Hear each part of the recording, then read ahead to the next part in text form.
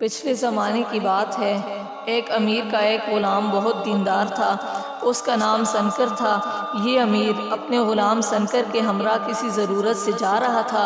रास्ते में एक मस्जिद से अज़ान की आवाज़ सुनाई दी। सनकर ने अमीर से कहा कि आप मेरा इंतज़ार करें, मैं नमाज अदा कर लूँ। सनकर मस्जिद गया और वो रईस तकब्बर के नशे में मस्त एक दुकान पर बैठकर इंतज़ार करने लगा और नमाज पढ़ने के लिए मस्जिद नहीं गया।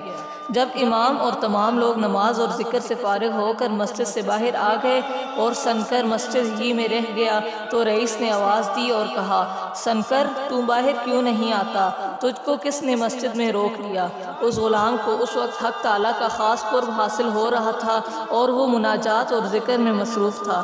ग़ुलाम ने अंदर ही से जवाब दिया कि ए अमीर, जो ज़ात तुझे अंदर आने के लिए नहीं छोड़ रही, वही ज़ात मुझे मस्जिद से बाहर नहीं आने दे रही।